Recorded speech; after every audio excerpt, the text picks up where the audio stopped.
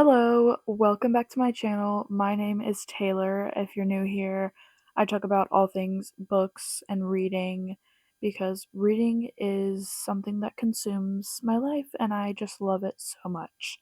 So, I haven't talked about much on this channel recently, and the last time that I did a wrap up was for March.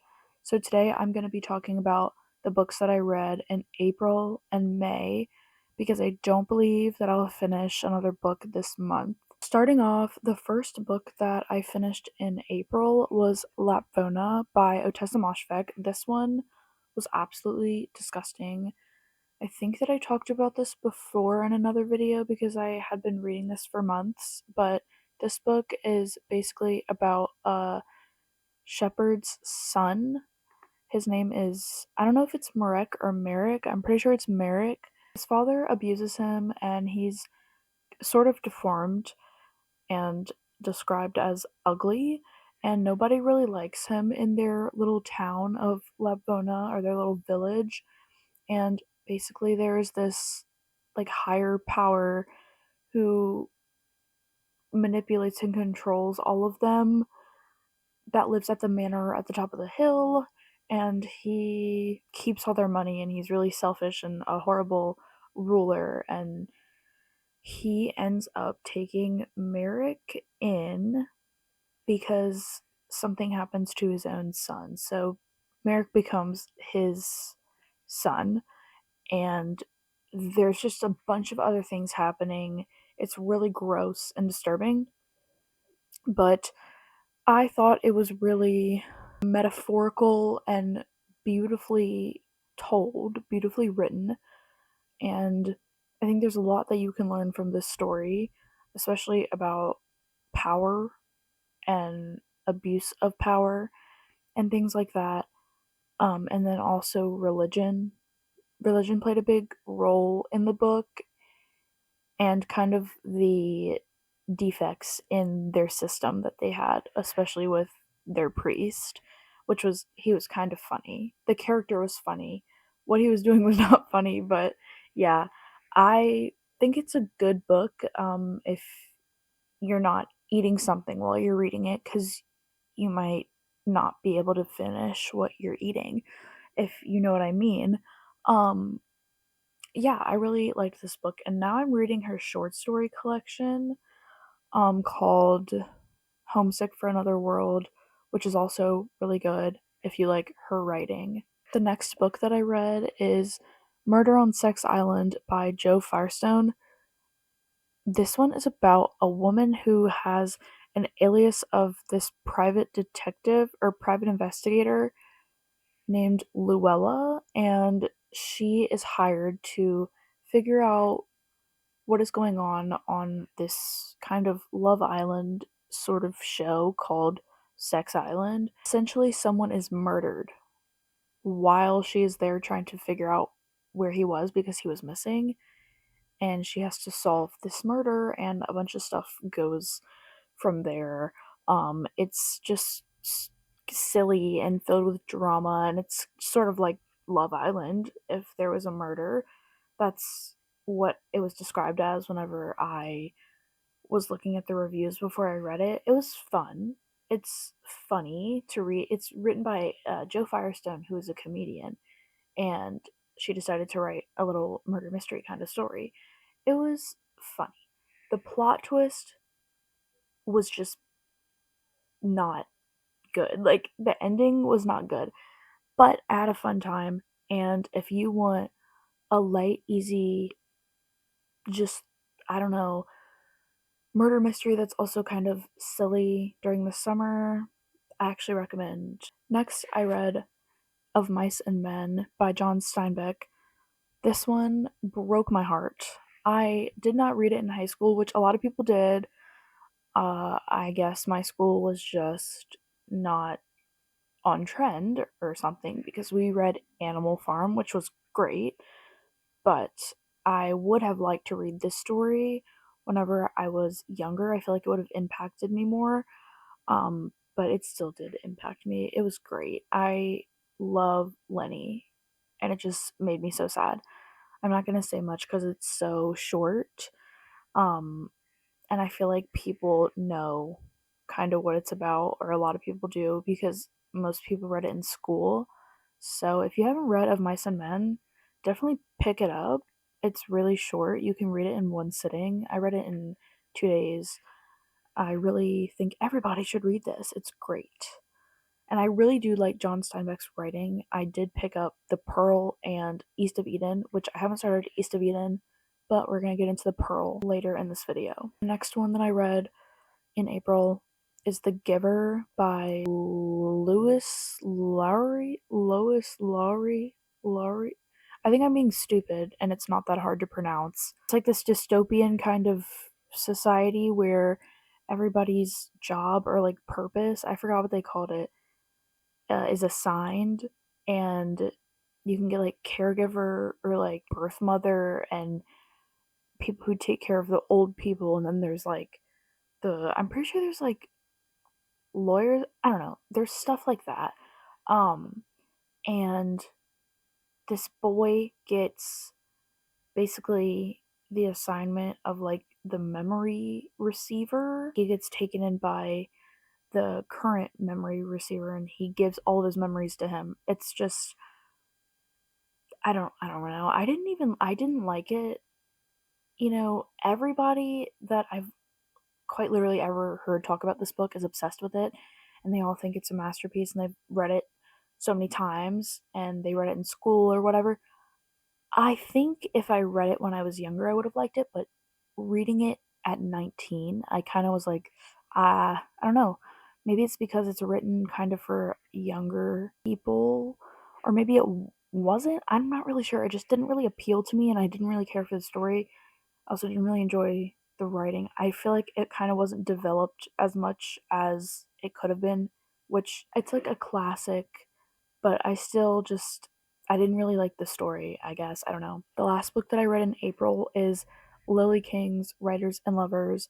I read Heart the Lover before I read this book, which I guess I kind of would have rathered to read this one and then read Heart the Lover, because Heart the Lover was, in my opinion, so much better, and it's one of my favorite books I've ever read. I really did like Writers and Lovers though, and it inspired me in my own writing, to be honest, because Lily King's writing inspires me just as a whole, and her as a person as well. I love listening to her talk about her books on interviews on YouTube and stuff.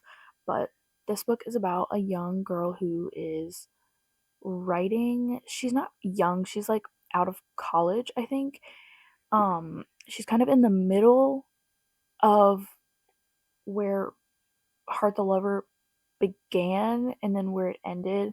This is like the story that's in the middle, because Heart the Lover is when she's in college, and then after this whole storyline when she's older, and this is kind of like in the middle of those two, if that makes sense. I forgot how old she was in this story, but it's the summer of 1997, and she's trying to write a book and trying to find work, I guess, and she ends up being a teacher and meeting men and writers and friends and things like that, and it's just messy, but it's just kind of following a young woman through life. It's nothing crazy. It's just like a contemporary fiction story or a literary fiction story. It's not really like a big plot and something happens to the character, and I kind of like books like that. That's like the kind of books that I read, I feel like. The kind of Sally Rooney sort of books, I guess, because her stories are like character focused, and that's what this one was about. And I really, really, really love Lily King's books and her writing, everything about it. I do have Euphoria and Father of the Rain by Lily King on my TBR, so I will be reading those soon. Probably going to read Father of the Rain sooner, because the book that I'm writing is kind of along the lines of that plot, just about the whole like dealing with an abusive father. That's kind of a plot line in the book that I'm writing. So I feel like I kind of want to read how someone else did that in their book. Then in May this month, I started off with Play It As It Lays by Joan Didion. I love Joan Didion and her writing. I just love her fiction. Her nonfiction, I'm not so sure about. It might be just because I didn't like Blue Nights, and maybe her other nonfiction works are, I don't know, better to me. It might just be because I'm young and it's a memoir of her life when she's older, and I kind of just didn't really understand it. It kind of flew over my head. So that might be it. But this is fiction, and it's about Mariah basically living in Hollywood. There's just friends and divorce and lovers and things like that. It's just Mariah trying to find her way through society and life in LA and also in the desert at some points. Um, in the late 1960s, I think. I was constantly reaching for it. It was really a fun read, and I wish that I could read it again for the first time. It was great. And I am now reading A Book of Common Prayer by Joan Didion because of how much I liked this. I just really think her fiction is absolutely amazing, and I know some people really like her nonfiction more, I'd say, but I I guess I just like her fiction. Next, for my book club, I read Loved One. Is about Julia, who her best friend slash first love, Gabe. He died at 29 from an accident. He fell and hit his head in the bathroom. She is devastated. She wants to find a few things that he had left behind. He's a musician and he was constantly traveling and staying with people. And when he would stay with people, he would leave his stuff with them. And with his ex girlfriend, who I think they were together at the time that he died, or it was, they weren't necessarily together. You'd have to read it. But she was the last person that he was with.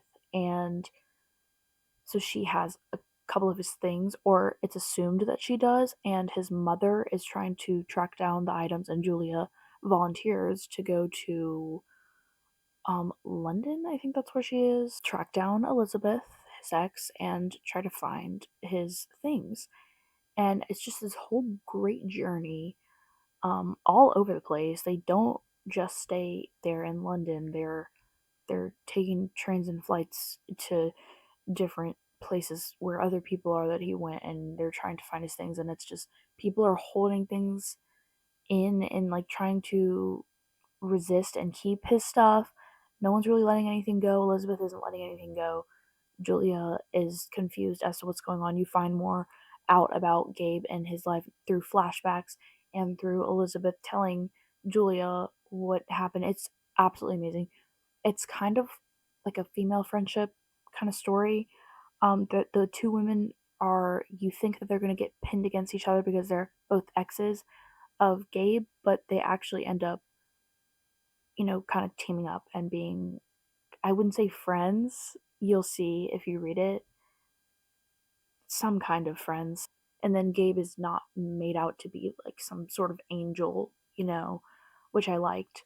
Um, and I'm glad that the two women weren't like pinned against each other and it wasn't this cat fight, which is something that was like joked about in the book. I'm over explaining because I just talked about this today at book club, but yeah, I really liked this book. I thought it was great. And although I thought it was a little bit dragged out and kind of over descriptive, I just like more simple writing, so it's just a style thing, but the story was great and it took me a little bit to get through just because of the writing style and also because I was working on my book like very heavily while I was reading this, and so I wasn't reaching for it as much, but it was really good. I rated this very high actually, and I really, really, really recommend it. It was this author's first novel. I know she was like a screenwriter, but this is her first novel. I think she did a great job.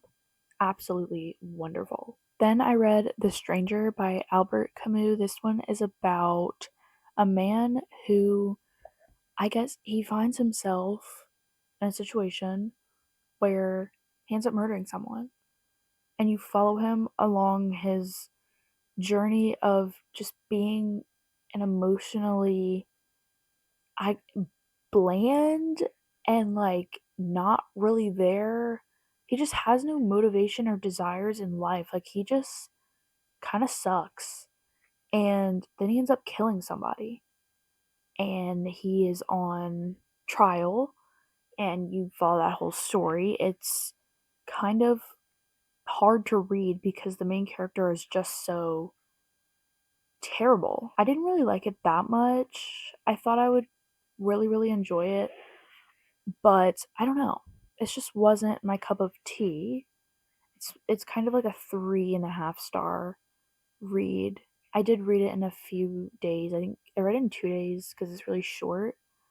I guess I just don't really like Camus' writing style either. Sometimes the writing style of certain authors will just like throw me off, and that's really it. But it was a really great story, and I had fun reading it. Probably will not read any more of Camus because of the way that he writes and explains things, I guess. The last one that I read in May is The Pearl by John Steinbeck. This is not my favorite of his books, but I thought it was really well developed and the plot was wild. I had a great time reading this. The main character, or I guess one of the main characters, Kino, he, wow, he absolutely did a 180, and I think it was really well done. I hope one day I can write a character arc so clearly like that. It's about a man who finds a pearl. They call it the pearl of the world, the biggest pearl, and he plans to sell it for a lot of money and become rich, and send his kid to school and basically not have any more problems. And that is where it kind of goes into greed and how people are really obsessed with wealth. And yeah, the story shocked me. I didn't think it was going there. If you've read any of these books, please do let me know what you thought about them in the comments. I had a pretty good 2 months of reading with these books. They, none of them really disappointed me. Thank you guys for watching, and I will see you guys soon. Bye.